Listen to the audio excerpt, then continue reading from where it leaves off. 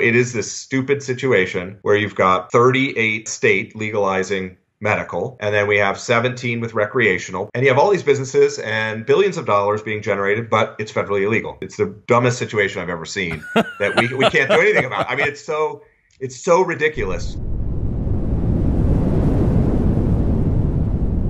Chris Walsh, welcome to the show. Thank you for having me on. Excited to talk cannabis. What is someone with an MBA doing working in the cannabis industry? Well, I was finishing it when I got involved back in 2011, and definitely got a lot of questions about what the hell I was doing. I was finishing my MBA and had a background in journalism, so I was a business reporter and editor at newspapers in the U.S. and in South Korea. So what is a person with an MBA doing? You're seeing more and more of people like me come in, but it's a massive business opportunity, and it's in the U.S., it's in Canada, it's in Europe. It's in South America. It's all over the world now.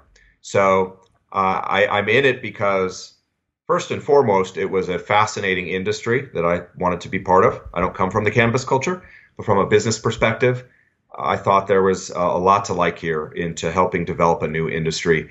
And also, cannabis helps people in a lot of ways. So it's not like we're making, cups or whatever, like we're doing something, we're making a product, we're helping an industry that relies on a product that's actually helping people. And that's important to me personally too. So a lot of unique aspects about cannabis that lured me into it. What makes the cannabis industry so interesting?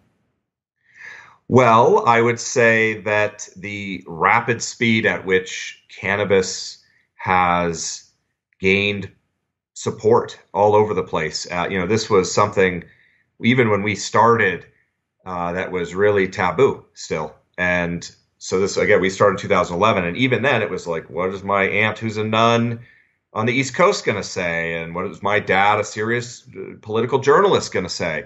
And so, what we've seen is that the rapid acceptance of this industry has been phenomenal. Way faster than I thought. So there's just excitement around it. People are embracing it. They're accepting it. It's an industry that has come out of the darkness very quickly. It's existed for a long time, right? But not in a legal fashion. And people are interested in it. It's fun. It's cool. And, there's not a lot of industries that offer this level of excitement and opportunity. The people in it are different. There's great people. There's there's in some cases, there's not a lot of business sophistication, which is changing. But what you had this industry crop up, especially here in the U.S., where, the average everyday person could get involved. And that is changing, but initially the regulations were really low. The cost to enter was low. And so you had kind of this American dream type industry where you didn't have to, have 15 years of experience or have started 3 other companies or have $1 million in funding to get involved. So these are some of the aspects about it, and just the massive, when you bring this up at a party that you're into it, that you're at, no one, even over the 10 years I've been in it, most people are not like, oh, I can't believe you're doing that, or they don't like kind of turn up their nose and walk away. If anything, they're interested. Even if they don't support it, they're just interested. So for all these reasons, I think it's a really fun, exciting industry. It's challenging though. It's really hard. It's harder than anything I've ever done. But Why?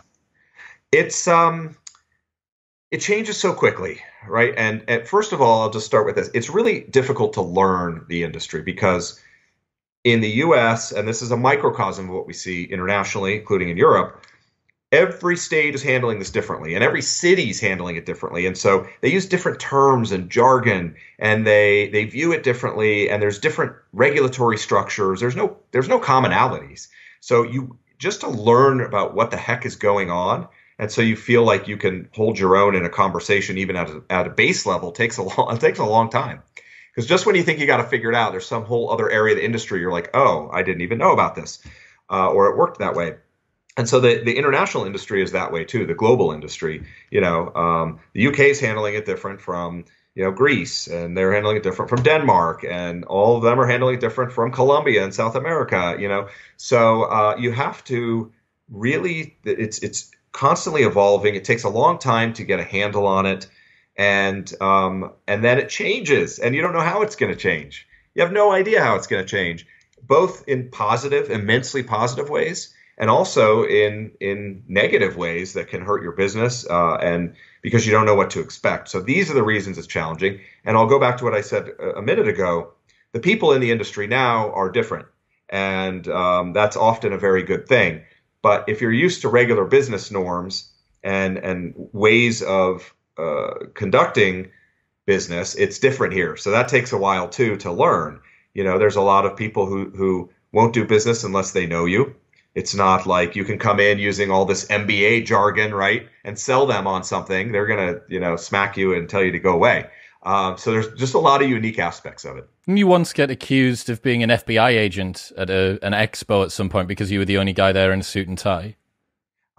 Yes, very, very close. When we first started in 2011, I was doing research, trying to understand the industry myself, which is much different than it is now. But at the time, it was only legal for medical purposes in Colorado, where we were based, and in some other states, still illegal, federally then and now.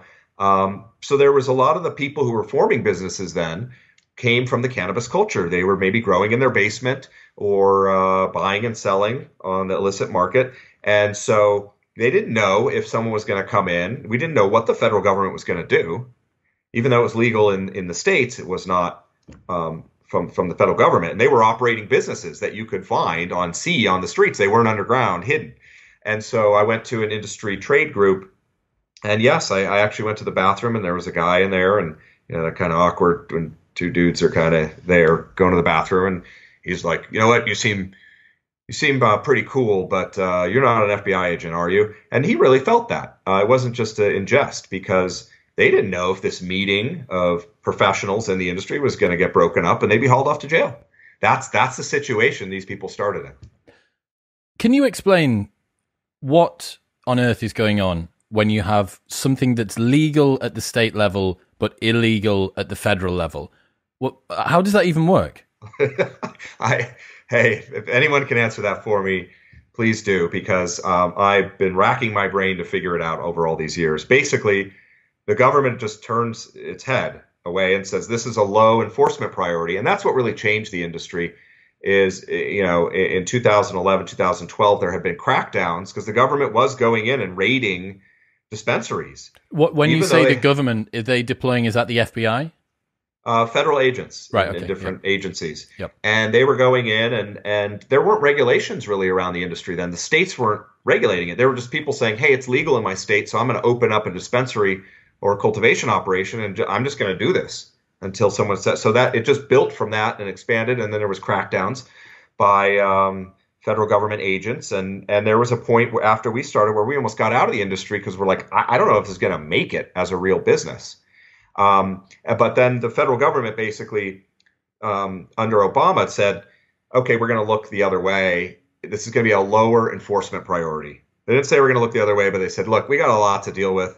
So, don't worry about this, especially if there's regulations behind it. That was the key. So all these states started regulating the industry and establishing, this is what you got to do. You got to get a license. You got to operate under these rules and regulations, and you got to be a legit business. When we started, there were people on the corners, for their dispensary, and they'd have a big sign with a joint on it. They'd be spinning it around and pointing this way, and you're on major thoroughfares, and there's kids, and there were billboards, and that people didn't like that. Like the community didn't like that. The lawmakers didn't like that.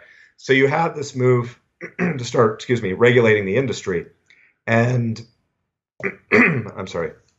And that really started making it more acceptable. And so to get back to your point, the federal situation, it just developed on its own in all these states. And it eventually reached a critical mass. And there were enough people that supported it, enough people involved, enough money coming in taxes, and enough startup activity and job growth that it just dominoed and snowballed. And then you had more states legalizing and starting industries and more. And the federal government really, it got to the point where they couldn't really do anything about it. And so they didn't consider it a priority. And with that basically pathway forward by saying, hey, this isn't going to be a top priority for us, the industry just ballooned. And so it is this stupid situation where you've got 38, I think we just had 39th state legalizing medical. And then we have 17 with recreational, plus the capital of our nation, Washington, D.C., has legalized both. And you have all these businesses and billions of dollars being generated, but it's federally illegal. It's the dumbest situation I've ever seen that we can't do anything about. I mean, it's so ridiculous when you step back, and that's where your question was. It's like, how does this even happen? Was that the final word from the government? Was the final word from the government, this isn't a top priority, and there's been no other update since then, basically? Not really. There was a modification of the memo that basically paved the way for the recreational industry that said if it's regulated, the adult use, recreational, use it for anything you want. When that started cropping up, the government was like, okay, kind of same thing. We're not going to, as long as the states are overseeing this. And there were some key guidelines in there. And there's been comments on it along the way. Under the Trump administration, we weren't sure if there was going to be a crackdown. Traditional, long-time conservatives, older generation is usually, against this historically and has come around, but still, especially in Washington, D.C., there's still a lot of resistance from that group. And so we didn't know what Trump was going to do. His Jeff Sessions, our top kind of law enforcement official, it looked like he might crack down, but it never occurred. So it's just this kind of gray area. But what you're seeing is that it's so big, it's so accepted now.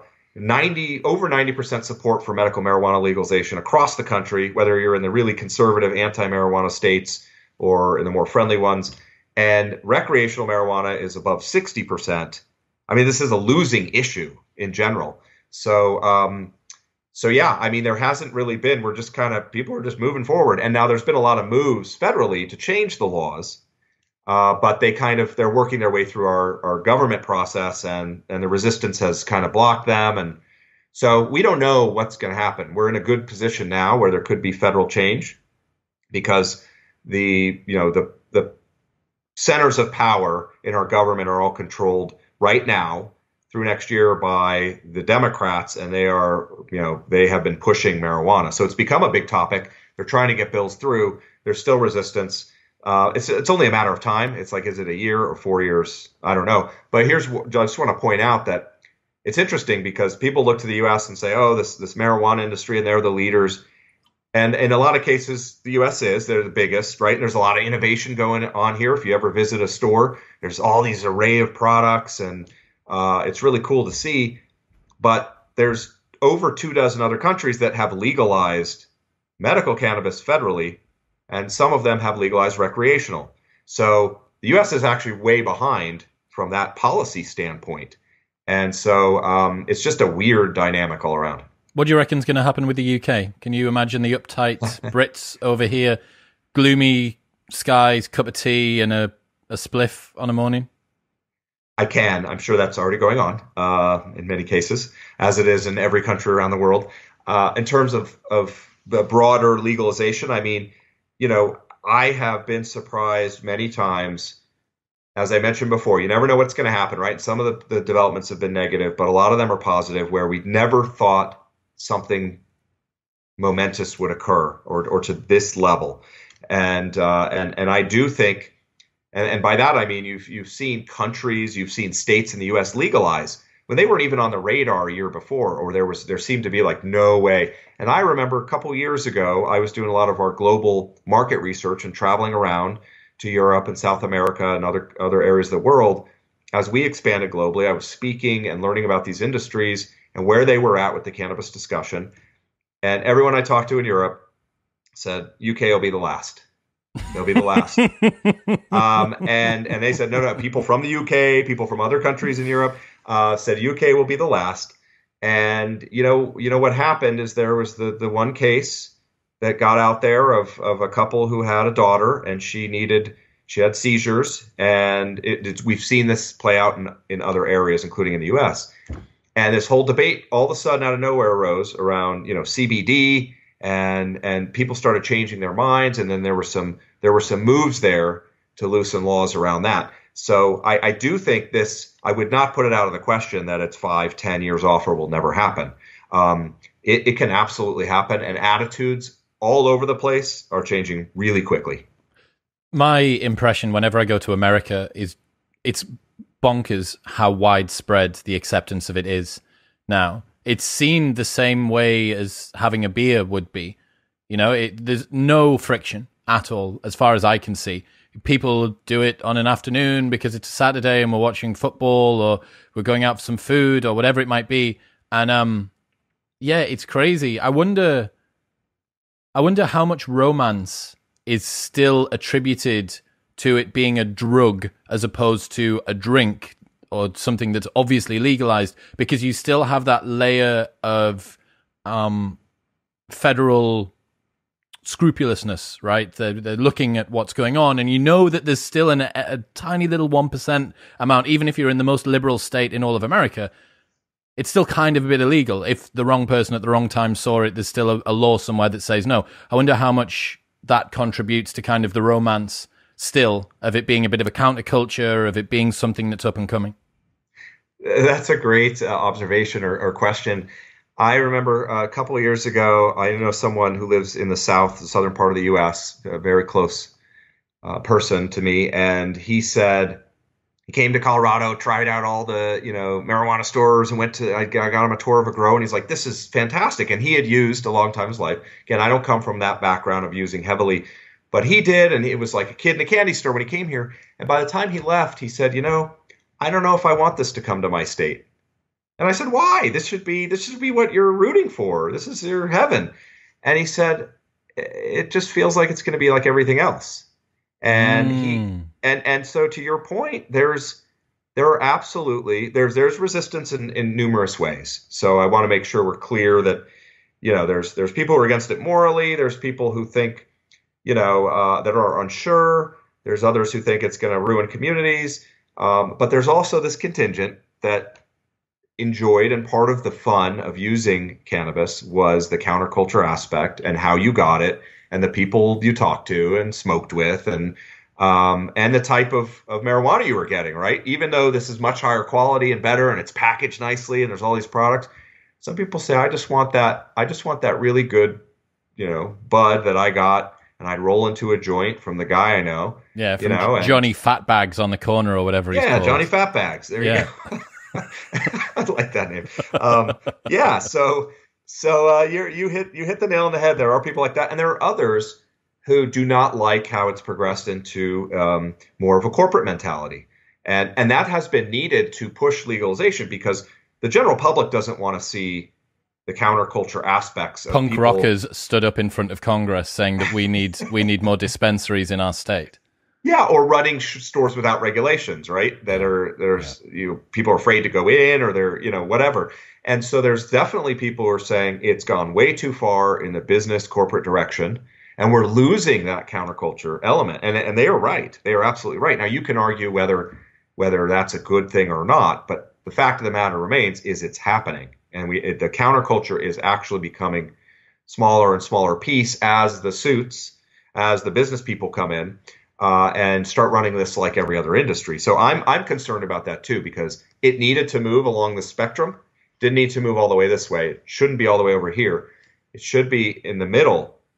And that's what I like about the industry is it's different. And if it does become like anything else, it's going to lose its allure. And unfortunately, it's going to block out a lot of people for business opportunities, for careers that that might have had an opportunity in the past, because then you need a different skill set, and they're going to be looking for people from the mainstream corporate world. So a lot going on in this industry, a lot of changes, and they're happening quickly. It really seems like that, man. It doesn't surprise me either that it's difficult to keep on top of. All of these different moving parts and elements. It was an industry before it was a monetizable industry, or at least on scale. Here's one of the things that I found that was really fascinating. I spent a fair bit of time in LA over the last 5 years or so, and going down Hollywood Boulevard, you would see 150-foot high Ignite poster or some other big marijuana brand poster. And what I realized, or what I figured at the time, was that when marijuana became legalized recreationally and you could advertise it as a recreational product, what was essentially happening was that the government or the state was firing the starter pistol for everybody to just decide to press go, right? You had similar amounts of technology that people understood the industry, abilities to grow, access to growers, so on and so forth. So what people needed to do was compete based on marketing, because the products at the end of the day were all going to be relatively similar, but you had an industry that was ready to go, spinning its wheels as fast as it could, launch control, the button gets hit and everybody goes. So what I noticed was you had Mike Tyson, you had Dan Bilzerian, you had other celebrities and well-known influencers that were getting involved very sort of at the figureheads of companies, right? I wondered how much of that was companies just thinking, right, what is the fastest way that we can become the ubiquitous name that when you say weed, you say this, Ignite or Mike Tyson's Ranch or whatever it might be, Tyson Ranch.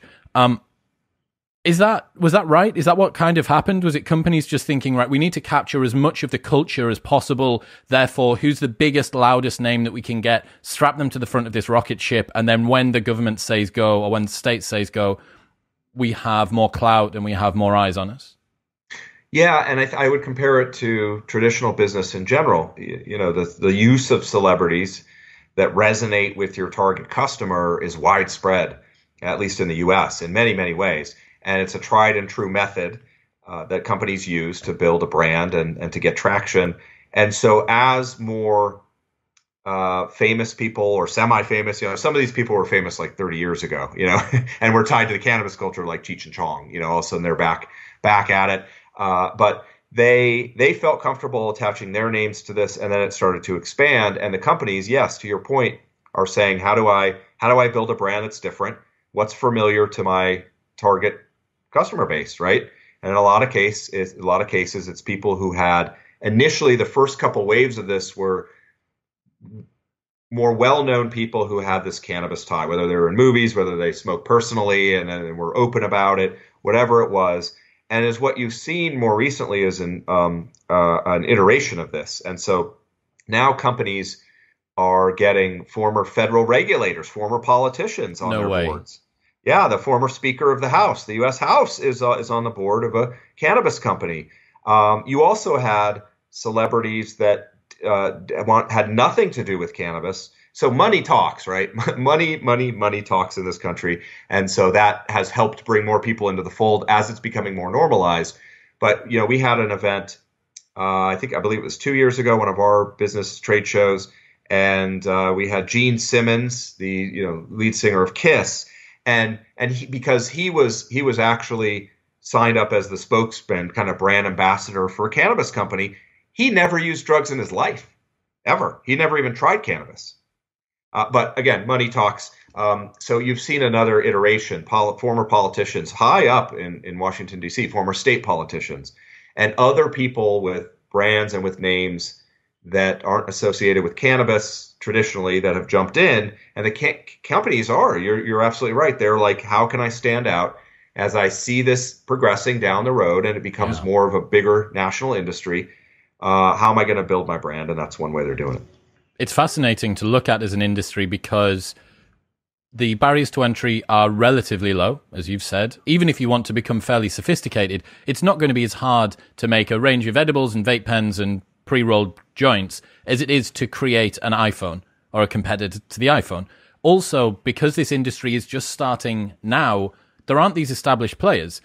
How many iterations do Apple and Samsung and Huawei have on creating electronics? And you now need to reverse engineer all the shit that they've done for the last God knows how many years. Whereas with this, it really does feel like everyone's kind of going at the same rate. Just how big is the industry? Well, and just to address your first point, the U.S. is just like Europe. It's a tapestry of different, communities and viewpoints, and so when you apply that to the marijuana industry, California's industry is way different than Florida's, and that's way different than Colorado's, and that's way different than New York's emerging industry, and so in some cases, the reason I bring that up is, in some cases, states have tried to keep the barriers low. And they've tried to say, okay, there's going to be low application fees. We're going to, have social equity components that help people that might not have the money, that have been traditionally marginalized. There's a lot of different ways they're looking into these things.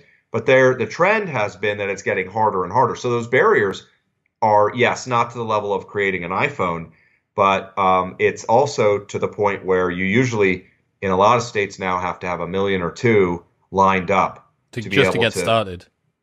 Just to like get a license, prove that you have the money to operate an effective business, and then start your operation. So yeah, that's a barrier to entry, right? That's a big one, and that's where it's changing. But again, other states it's a lot lower. It just depends on where you're looking. So it's all over the board. Did you watch Murder Mountain? I haven't. Oh man, you need to. This is your jam. This is completely about your jam. It's on Netflix. It's a fly on the wall documentary about a bunch of different. You need to watch it anyway. And I've heard about it. I've been so busy keeping up with the changes in the cannabis industry. I don't even have time to watch things anymore. Yeah, precisely. I understand. But you see the likelihood in situations like that of what's going on. Just how these people, these sort of small-time growers that used to be there, are no longer able to make it work because they are being pushed out. They're having margins squeezed. They're having particular stipulations put on with regards to the type of yield, the size, the quality that's expected, certain standards that they maybe didn't used to have to meet or were different as far as they wanted to. And yeah, I wonder whether it'll loop back around and you'll end up with artisan blends, kind of single harvest grows from very particular, people that are coffee aficionados are prepared to pay for a very unique blend that's a little bit more specific. And then you'd have the kind of Nespresso instant coffee pod for the normal day-to-day user. Yeah, you're absolutely seeing the industry change in the sense that there's a feeling that you got to go big or go home. And you've got to scale to compete going forward. So you got to be in multiple states, and you got to have chain stores, and you got to have massive grows, and you got to be able to recognize and get efficiencies to mass produce. But and I think that is true in a lot of cases. Like eventually, this industry will be like any other one, where there will be the massive producers, whether it's like the beer industry. There's those couple big names, and now you have the smaller ones as well that have a foothold. But I do think. You have some businesses, and right, it's all about finding your place in the industry, like in any industry. And so some are absolutely finding a market for that, what we call it kind of craft cannabis, a hand trimmed and really specialized and for the connoisseur, and it's not mass produced. Yeah. And just saying that can bring a lot of people into the fold, even if the marijuana isn't as good. So yeah, there's opportunities all over, but everyone's trying to find their place right now. And in some, as we go forward, that is going to be the key to their success. Who do you think's got it most right in terms of dispensaries? Because I've been to a MedMen, and man, that was like walking into an Apple store. That was insane. Yeah, I mean, the thing is, there's no one right model because the consumer base is so broad. I mean, you have the traditional kind of hippie stoner crowd, right? And they want a certain look and feel, and they don't want it to feel like an Apple store at all. That's the antithesis of what they want.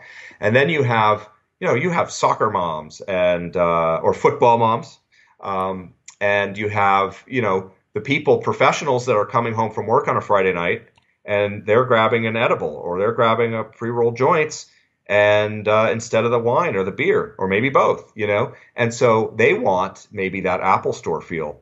And then you have just the people who are trying it for the first time, and they need an environment where the store is really outgoing and friendly, and so they just want to feel welcome and they want to feel comfortable. And maybe an iPhone type store doesn't feel that way for them. So it just depends on what your niche is and who you're going for and what area of the country you're in. It really does. It breaks down sometimes geographically, and this type of store is going to work over here. If you're in Manhattan, that MedMen iPhone thing is cool and it's hip and that's what you want. If you're in Northern California, you want something that feels more earthy or however you want to describe it. I went to this one, Captain Jack's or something. It was all kind of exposed wood on the walls. And this was it was an independent dispensary in San Bernardino Valley. And it was the weekend of a big festival, a music festival, and I think Deadmau5 was playing. So there's like a fairly big queue outside, and I just decided to have a little walk. I had some work on the next day, and I need to go see this because I'd been to the MedMen, but I wanted to check this out. And sure enough, the doorman at the front, because there's usually, or at least in this one, there was a waiting foyer, So you have these people sat down. Are you registered with us? Can you show us your ID? There's a lady at the end, and you've got this huge African bouncer at the front. He was somewhere between a doorman and a hype man for a DJ. So he's asking everyone, "Yeah, guys, you gonna party this weekend? Yeah. Like, what are you gonna get?" People and like, hyped up, and God, man, I couldn't believe it. I was like, this is. It was mind-blowing. Like, it's just a crazy experience to go into a place. And that was the waiting room. And then you go into the actual thing, and there's a bar set up with, I don't know what you call it, where you put resin or concentrate into those special type of bongs. So, and there was a guy doing special blends, like a bartender, essentially behind this bar, and there's people sat down on these stools. He's like, so we recently have this in, we have the sativa blend, and we've got this thing. And it's mad. It's so funny. Well, and then you go to Vegas, right? Las Vegas, and you want a completely different experience. And you go to one there near the Strip. It's called Planet 13, and that's like a Vegas dispensary. You walk in, and they've got like this LED floor. It looks like you're walking on water. And then you get in, and there's these circular drones every hour that come out of the ceiling, and they do this like performance, and they just all all synchronized. They got lights and. Yeah, that's awesome too, and that's what people want when they're in Vegas. That that may or may not work, in Alabama. Shit, did you see? I'm pretty certain it was in Vegas. Because I'm on MedMen's mailing list, and they sent out an email towards the start of last year before COVID hit, saying if you land at McCarran McCarran Airport, we will pay your Uber, or we will get a taxi to collect you from the airport to come to MedMen straight away. Absolutely. The innovation in Vegas on this front is huge. So yes, we have our MJ BizCon, our big event there, industry trade show, global. And when we went one year, MedMen had plastered a lot of the taxis with ads. So the cabs were red, and they had MedMen. No way. And that's where, so people coming in the airport, you're seeing it all over town.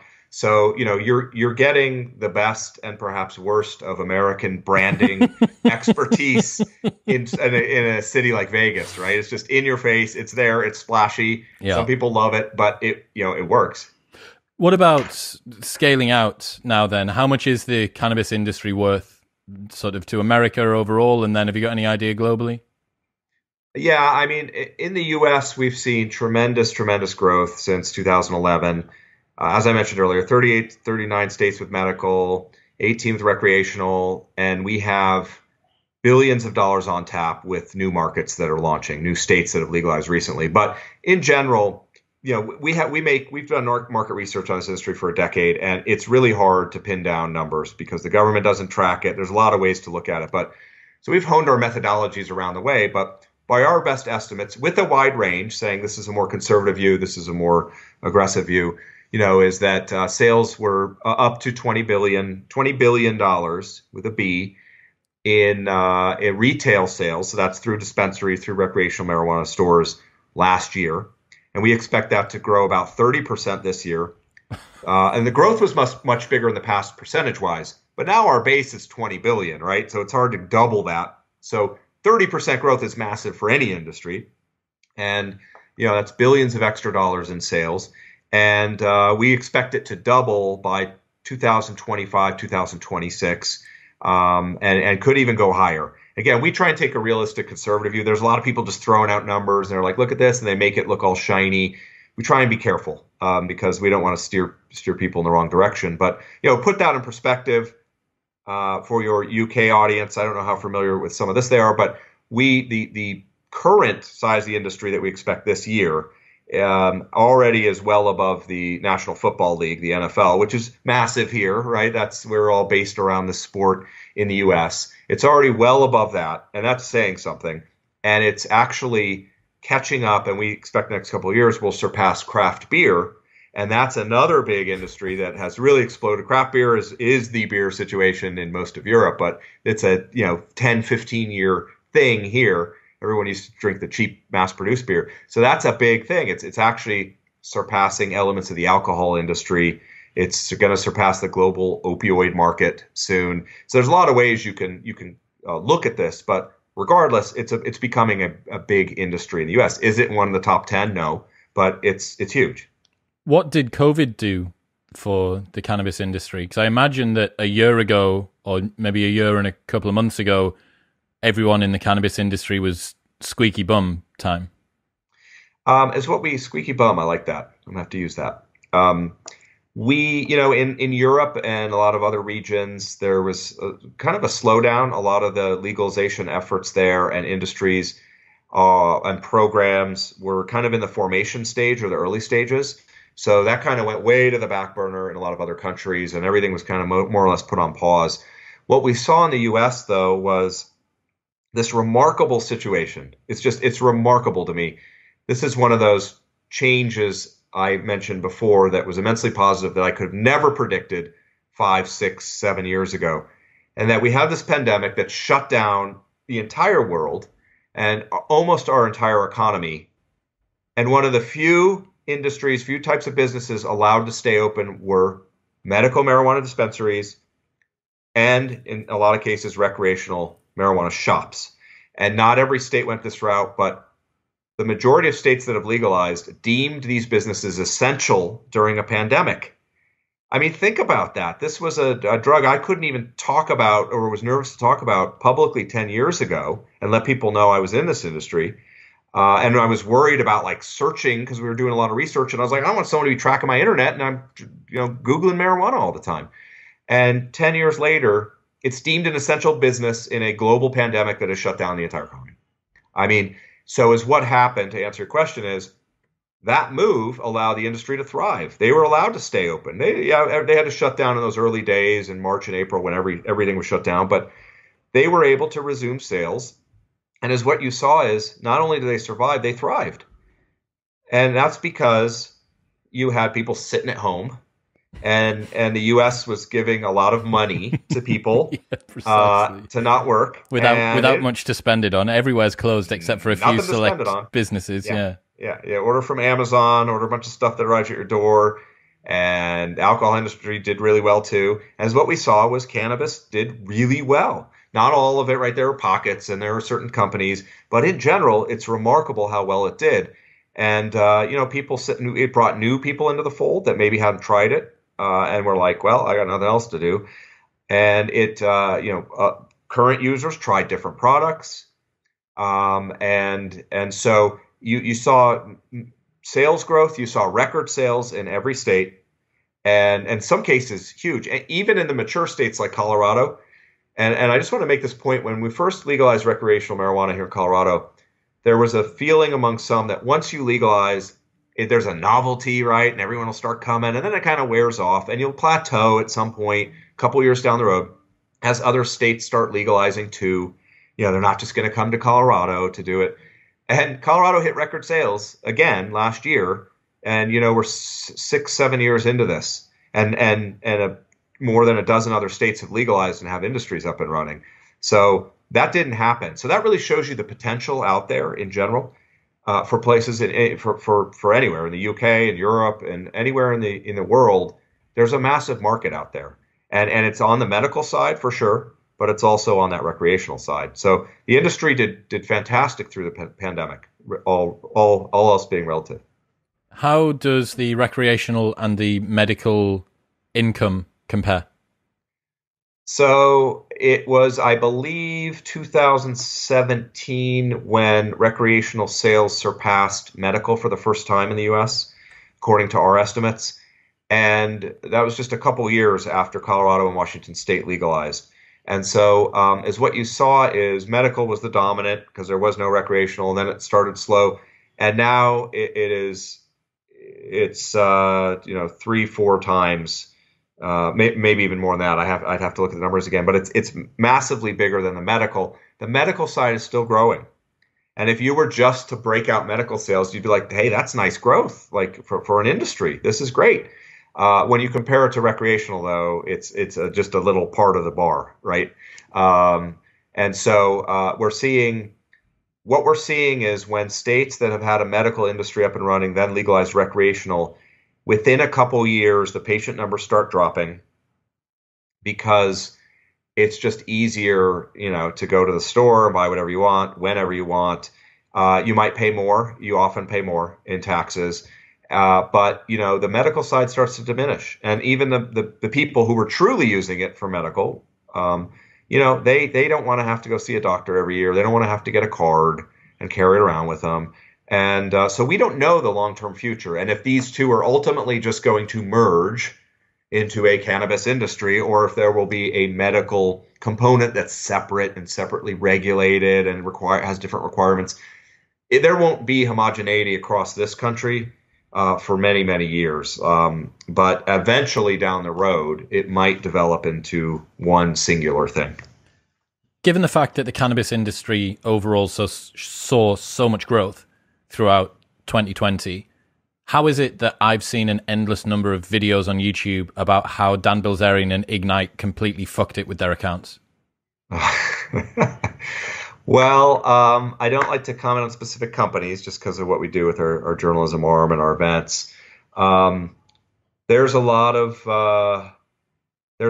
things that aren't going well when you dive in and look under the covers. There are companies that are growing too fast. They're not doing the right things. They're making bad decisions. You can look to Canada for this. Canada, the first G7 nation to legalize recreational, launched its industry, and there was this massive rush into it. There's all this money, and it's like anything, everyone's all excited, and you lose your sense, right? Even veteran business people, you lose your sense. And so overinvestment, bad business decisions, in some cases, some sketchy business practices. And you get caught in that hype. And we've seen it over and over in the US when different, tech industry, whatever. And so that's what's happened. And that's happening now. There's some of the bigger companies in this industry in the US are poorly run. You hear a lot of scuttlebutt in the background that there's potentially some shady things going on. And, not picking out particular companies to say that about, but just in general. And there's bad decisions. And you look at the financials of some of these companies, and you're like, oof, what are you doing? What are you doing? And they're getting a lot of money. What would you do if you were to design a cannabis company that was going to fail? What are some of the things that you would have it do? It was going to fail? Yeah. I would say you jump at every single opportunity you see, which is very common because there are a lot of opportunities out there, and everywhere you look, you're like, ooh, let's do that. So if I was going to fail, I'd say, hey, let's go tackle this, this, and this, and this without a strategic thread behind them or the resources or the know-how to do it right. I would play in the gray areas of the law heavily and, take shortcuts and do things that you really know aren't appropriate or even allowed. I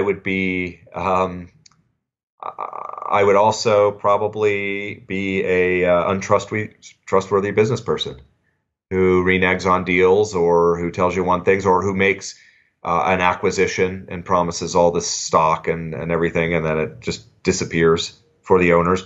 These are the types of things we see, and doesn't always mean they're failing, the companies, but these practices are out there. And really not understanding the market. Or I just come in with my experience in some other industry and be like, oh, I know how to do this. I don't need to listen to these cannabis people. Like, I know how to do this. I've done it successfully in another industry, so I'm just going to do it this way. And they're all silly. They don't know what they're talking about. It does feel That's like a quick route to failure. It does feel like a different beast. It's different. It's different. What have you looked much into the potential for a psychedelics industry? So yeah, I've been focusing on that more recently, and it's a tough one because my opinion on this is I don't know the business potential yet. So if you're looking at it from a business side, I don't know what this is. Right now, there's money being pumped into it, sizable money in some cases, hundreds of millions of dollars into, in some cases, publicly traded companies in Canada. Or in the U.S. that are doing research, or it's one of these where sometimes you don't even know what the company's doing. Just says psychedelics, and people are like, cool. So it's hard for me to understand the market at this point. I'm looking into it more, and we are as a team. But one of the things that strikes me is the cannabis industry is quickly latching onto this. In not just in the U.S., in Canada, in Europe, all over, you're starting to see cannabis companies talk about psychedelics. And if I start at the base level, I have to question, and I don't have an opinion on this yet, but what is the crossover? Like, should cannabis companies be leading this charge? Maybe, because it comes from similar, it's a drug, it's an illegal drug that's coming out of the darkness, and it's a plant. In many cases, it's based off, and you're extracting things. So, and there's medical parts to it. So, I see the reasons why companies are doing this, but I don't know if it's the right thing. Like, is there enough crossover that cannabis companies can enter this or do this effectively? I don't know. I mean, should this be a healthcare thing? Should this, is there something else? So part of me is a little puzzled, and I don't know if it's the right route for cannabis to be leading this charge, although I understand why. And so, again, identifying what the crossovers are.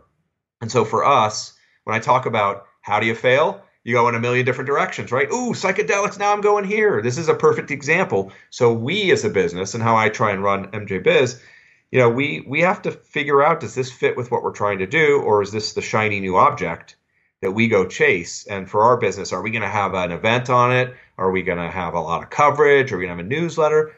Maybe, but this is an example of how you can go down another path that may or may not have to do with what you're doing now. So I don't know where this is going. I think there's potential here. And look, when we started in 2011, as I said, people were like, what the hell are you doing with marijuana? Like, this is crazy, where you closet pothead and you're starting this little, magazine. And so I always catch myself and say, you can't view things like that. Because I could easily say that about psychedelics now and say, really? Okay, mushrooms, come on. And we used to joke at MJ Biz Daily. We used to say, hey, one day we'll have magic mushrooms daily, as a joke, like 5 years ago. So I don't know where we're going with that, but there's a lot to unpack there. Have you registered the domains just in case? No. Get them registered, Chris. Come on. Come on. You know how to hedge your bet. It's $10.99 on GoDaddy or something. Get them, them registered get once we've finished up on here. I think there does seem to potentially be a bit of a difference between the cannabis industry and the potential psychedelics industry, in that the potency of the drug and the potential effects are magnified fairly significantly. It's the difference between having half a spliff and having 1 to 2 grams of mushrooms is fairly profound. And I don't think it's the sort of industry, if it gets to the stage where it's recreational use of magic mushrooms, I would be very, very surprised. I think it would be therapeutic use with guidance, because as anyone that's taken psychedelics knows, set and setting are very important. And if you just let someone wander in, an uninitiate, go into some store somewhere, MedMen's psychedelics wing, they go into the Genius bar at the back and they say, well, we can try this and you can try this and you can try this. The aftercare that you need with psychedelics is significantly greater than it is with weed. I don't know enough about weed to know how big of a difference set and setting makes. I imagine it would make a bit of a one, but nowhere near as much. It's a power law, right? It's a real sort of magnifying effect when you do have psychedelics. So I would be surprised if we see it end up being fully recreational, but the therapeutic effects seem to be outstanding. So definitely. Well, especially if you can do what they do with cannabis now, and you can extract the certain elements out of it and get to a point where you don't have the, psychotropic effects, that it's not affecting you that way, but there are health benefits. So there's a lot on the health side that's exciting to explore. I mean, I agree with you on the recreational side. I can't see that developing like the marijuana industry did. But if you asked me 10 years ago, if adult use marijuana would be legal and you could walk into a store and see gummies and chocolate bars and bath bombs and jars of weed that you could just go in and buy it and then put it on the seat of your car and drive home and not worry about getting arrested, I would have never thought that either. What are the craziest iterations or the funniest or most interesting iterations of delivery mechanisms for weed that you've seen? I mean, there's suppositories. Is there really? Well, that's on the medical side, and it has a medical purpose. Yeah. I don't have any really good examples You can get this. myself. I've seen some topical ones, right? There's sort of subdermal things that you rub on your skin, but your skin Yeah. can absorb it, and you can still get some psychotropic Oh effects from yeah. that. Yeah. Topicals are big that you put on your skin.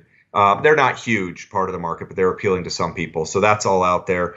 There's products out there to enhance your sex life, gels and creams and other things that you I can't can do much when use I'm your imagination. high. When I'm high, I can't do much. I don't want to use it as some sort of like pre-bed warm-up routine. So, for some people, it works. Fair Apparently, so enough. there are products out there for that. Okay, There's a yeah. cannabis product out there for you for that.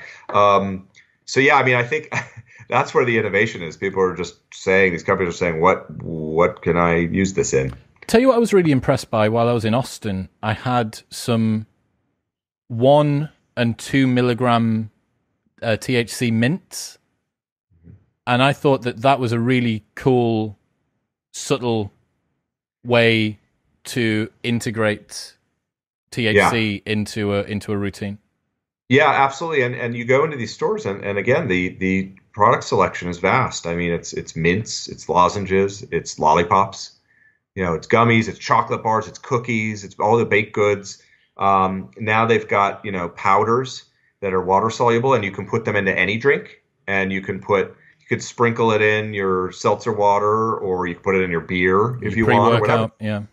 Yeah, yeah. Yeah, I don't know if you'd be working out much. You're just gonna be sitting in the corner on your phone. But there's a lot of interesting things out there, and beverages is another one that's gaining some traction. It's not a big part of the market, but you can buy infused fruit punch and sodas and teas, and it goes on now. I mean, basically anything out there as a consumer product that can be ingested, I think people are experimenting with. What's the future of the CBD industry? Because I've heard you on other shows talking about there's not just CBD, there's CBN, CBM. Yeah, there's a lot of other components that have not really been explored yet. So CBD is the one that gets a lot of the headlines and is the big industry focus, and that was kind of, I think, because it was the easier one that people had identified, and that we kind of started rallying around that as an industry. But CBD is an interesting one. A lot of the countries that have legalized medical cannabis outside, the U.S. and Canada, they're essentially CBD programs. They're called medical cannabis, but there's not a lot of THC, the stuff that gets you high, in them. CBD is interesting because I don't know where it's going to go. I think there's been a huge groundswell of interest from consumers, from companies all across the world. And I think there's a lot of people who feel it gives them benefits. There's not a lot of science on it, so it's hard to say, does this really help you, or do you think it helps you? But I absolutely think it does help people for different things. Whether it's sleeping or just relaxing, reducing anxiety. There's a lot of areas that need to be explored into how this interacts with our bodies. But a lot of people in the U.S., you walk into a convenience store or your neighborhood market, and there's little CBD oils or these lotions, and then you can get CBD heavy marijuana strains. And there's a million products out there now. I don't know if this massive demand will wane and when. Is this going to be like some other additive or ingredient to things that we use every day? Maybe. Does it become, we've had these fads. I'm sure you've had them, probably in different areas in the UK, but fish oil and everything had fish oil in it for a while, or echinacea. The thinking is this going to be like that? I don't know. But I think there's a lot of benefits to it. I'm bullish about its potential. I don't know where the ceiling is or how it'll all evolve, but I absolutely think I've known many, many people who have used it for pain relief. Even you just rub it on sore muscles and stuff. So there are a lot of uses. Have you got any concerns about long-term use of CBD, given that we don't have longevity, real extrapolated out studies in terms of time spans? I mean, I guess that's the case with a lot of things. We don't even really have that with marijuana in a lot of cases. I mean, we do have studies, of course, but it not a lot of funding globally behind really researching that. So I'd be more worried about the THC side, and I'm not overly worried about that. Anything that you eat. You eat too many carrots and your skin turns orange. You drink too much water, you could die, right? Like, so, I think in moderation, they're fine. I don't personally, and I'm not giving any health advice. I'm not personally worried about like overconsumption of CBD and my long-term effects out of everything I know about it. THC, I mean, developing brains, teenagers, probably a terrible thing, right? And I don't know what it does to regular users over 40 years. You might need to want to be a little bit more cautious with that, but same with alcohol, right? Same with coffee, same with chocolate. It's interesting making the comparisons, especially between weed and alcohol.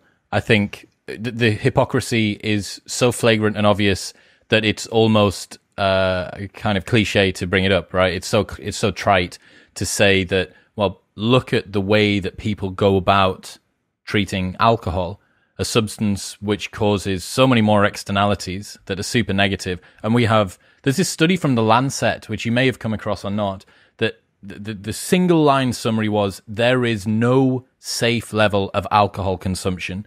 The couple of things that people used to say that you get, which was some resveratrol and a couple of other unique types of vitamins and minerals that could be derived from red wine, was offset by the increased chance of heart failure and of the negative externalities. So even the one thing or a couple of the things that were touted as potential benefits are negated and then further offset into the negative by that. And yet, you can see within the pushback from the more conservative side or from people, especially in the UK, that we don't have the same weed culture in the media at kind of the top down and then emergently from the community bottom up either. We don't have a thingy go to White Castle. We don't have that kind of stoner world over here so much.